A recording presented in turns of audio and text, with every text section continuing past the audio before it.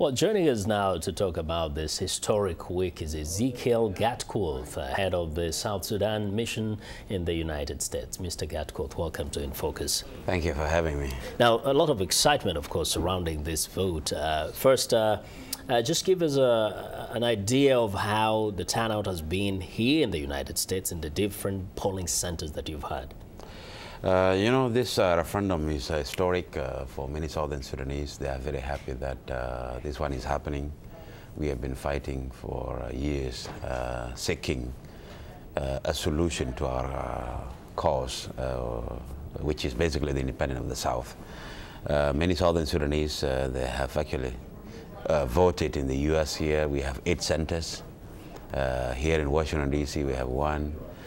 Chicago, Omaha, Nebraska, where a lot of Southern Sudanese are, Nashville, Tennessee, Phoenix, Arizona, Dallas, and Washington, Seattle. So they have actually, the turnout has been excellent.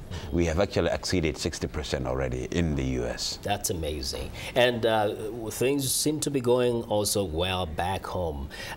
What are you hearing from home? What is the turnout like? What are some of the challenges that may have been experienced by electoral officials up to this point?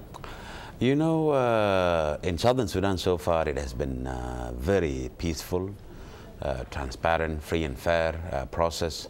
This morning I was on the phone with different people from Southern Sudan. Even some of them are actually basically saying that the voting is almost done. For example, in Unity State, they informed me this morning that they have exceeded 90% of the turnout. So basically, by today or tomorrow, it will be completely 100%. Those who have registered, they will vote. Yeah, but at the same time, we're hearing reports of attacks in the same area, Unity State, in the Abia region. What is happening? Well, there are actually some people who wanted to disrupt the process, the referendum, because there are actually enemies of peace in Sudan who are interested in war. Or they are not interested in us deciding our future. But in Unity State, the situation has been calm. It has been actually brought to an end, basically. We are in dialogue with the person who's trying to create problems. And this morning I got good information that he's actually willing to join the process. In Abia, it is also the same situation. The Syria are being urged by other people to create problems. The solution of Abia, we have agreed as 2 parties to find a solution to it. And we have agreed there is no need for us to actually fight over anything at all. So the Ngok people will have a chance to vote one of these days to decide where they want to belong? The Ngok people Definitely. I think we will find a solution. I'm very optimistic about the situation of Abia because we have agreed in Naivasha that the people of Ngok Dinka will decide their future if they wanted to continue to be in the north or they will want to return back to the Southern Sudan where they were before. And the Syria, they will have their livelihood not affected at all. They will continue to access water and grazing rights in Southern Sudan. Well, now you've had a number of people have also raised some concerns about the prospect of a future new nation. What are some of the issues that might become a big challenge immediately after this country declares its independence? Well, by the 10th of July, when the CPA ends on the 9th of July 2011, we will have a new nation in Southern Sudan. I'm very, very sure that 98% or more of Southern Sudanese will vote for independent state.